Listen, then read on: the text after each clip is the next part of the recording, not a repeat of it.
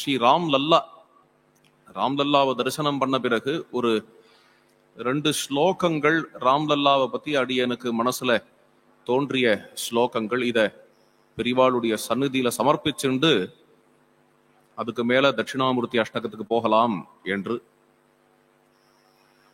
ராம்லல்லாவனுடைய ரூபத்தை பத்தி, வாமே ருத்ர மகேஸ்வரஹா சுரகுருஹு பிரம்மா பவத் தட்சிணே ஊர்த்வம் சூரிய ஹரிர் மகானுபயதஹ உபயதஹ சர்வே அவதாராஸ்தவே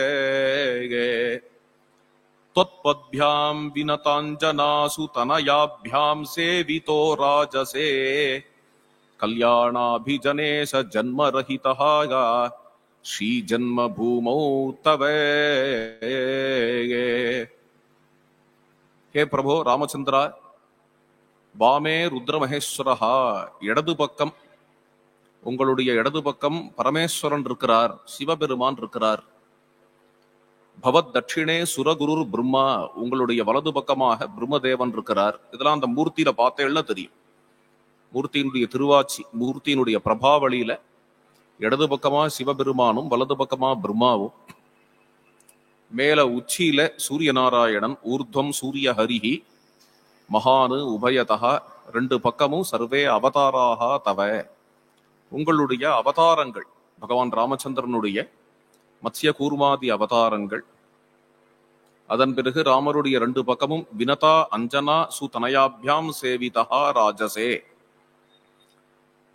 அதாவது கருட பகவான், ஹனுமார் இவர்கள் 2 பேரும் 2 பக்கம் விளங்க, இவ்வாறு கல்யாணமான அபிஜனங்கள் கொண்ட ராமச்சந்திரன், கல்யாணாபிஜனேஷ தொம் ஜன்மரஹிதா, நீங்கள் ஜன்மரஹிதனாக இருந்தாலும் பிறப்பற்றவராக இருந்தாலும் அஜோபி சன்னு ஸ்ரீ ஜன்மபூமௌ, தங்களுடைய ஜன்மபூமியில பிரகாசிக்கிறீர்கள் என்று. இது முதல் ஸ்லோகம். 2வது ஸ்லோகம் அந்த மூர்த்தியினுடைய வர்ணனை. மந்தஸ்மேர சுகேட்சணம் ஹிருதில சச்ரீவத்சமாத்ம பிரதம் சின்முத்ராங்கிதஹஸ்தம் ஆர்திரஹிருதயம் பிரேம்ணா தனுர்தாரிணம் தேவம் சம்ஹனனாங்கமேவ மதுரம் ஸ்ரீஜன்மபூமௌ ஸ்திதம் லீலாபாலக விக்கிரகம் சுலலிதம் சாகேதகேதம் பஜே. மந்தஸ்மேர சுகேட்சணம், மதுரமான மந்தஹாசம், உதடுகள்ல மட்டும் இல்லாம கண்கள்லயே அந்த மந்தஹாசம் தெரியறது. ஹிருதி லசத்து ஸ்ரீவத்சம் ஆத்மபிரதம், ஆஸ்ரிதர்களுக்கு தன்னையே கொடுக்கக்கூடியவன், அல்லது ஆஸ்ரிதர்களுக்கு சின்மாத்திரமான தன்னுடைய சத்தையை, தன்னுடைய ஆத்மாவை கொடுக்கக்கூடியவன். சின்முத்ராங்கிதம், பானத்தை தூக்கிட்டு இருக்கக்கூடிய கையை பார்த்தேன்னா சின்முத்ர மாதிரி இருக்கும், அதனாலதான் சின்முத்ராங்கித ஹஸ்தம். ஆர்திர ஹிருதயம், ஈரமான ஹிருதயம் உடையவன். பிரேம்னா தனுர்தாரிணம், பக்தானுகிரகார்த்தம் கையில தனுசு வச்சுட்டு இருக்கிறவன். ராமாயணத்திலேயே அப்படிதான் வருது. தனுசு வெறும் யுத்தத்துக்காக இல்லை.